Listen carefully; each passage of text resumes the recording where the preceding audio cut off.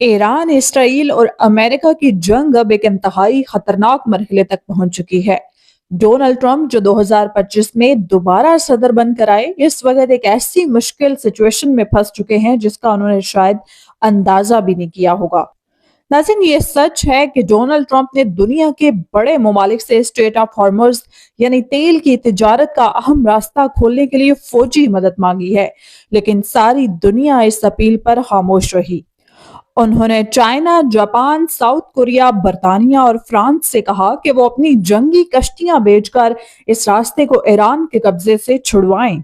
ज्यादातर ममालिक खास तौर पर यूरोपियन इत्तेहादी और जापान ने अभी तक कोई मुस्बत जवाब नहीं दिया। उनका मानना है कि ये जंग ट्रंप और इसराइल ने खुद शुरू की है, इसलिए वो इस फॉरएवर वॉर का हिस्सा बनकर अपना नुकसान नहीं करवाना चाहते। बर्तानिया ने साफ कहा है कि वो रास्ता खोलने में दिलचस्पी तो रखता है, मगर इस बड़ी जंग का हिस्सा नहीं बनेगा। नाज़रीन, डोनाल्ड ट्रंप को इस वक्त एक बहुत बड़ा धचका लगा है।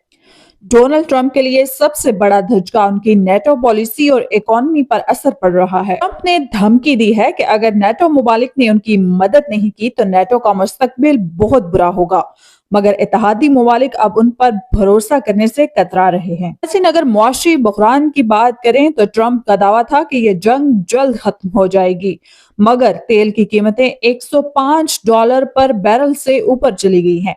अमेरिका के अंदर महंगाई बढ़ रही है, जो ट्रंप की सियासी मकबूलियत के लिए एक बहुत बड़ा धचका है। और ईरान की जानिब से सख्त रद्द-ए-अमल। ट्रंप को बिल्कुल भी अंदाजा नहीं था कि ईरान इतनी सख्ती से रास्ता बंद कर देगा और अमेरिकन बेसिस पर इतने मिसाइल्स बरसाएगा। अब सबसे बड़ा सवाल है कि आने वाले वक्त में क्या होगा। लॉन्ग वॉर यानी तवील जंग। माहिरीन का ख्याल है कि अमेरिका एक ऐसी जंग में फंस चुका है जो इतनी जल्दी खत्म नहीं होगी। ईरान ने बहुत ज्यादा तवील जंग छेड़ दी है। रजीम चेंज की कोशिश। अमेरिका और इसराइल की कोशिश है कि ईरान के अंदर नए सुप्रीम लीडर मुश्तबा खानाई की हुकूमत को गिराया जाए, मगर इसने पूरा खित्ता मजीद तबाही की तरफ जा सकता है।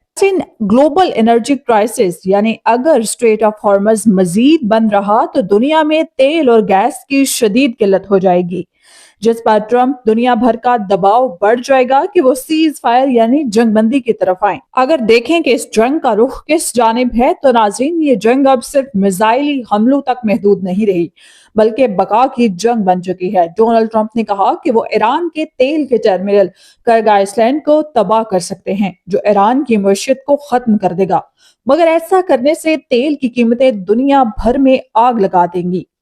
यानी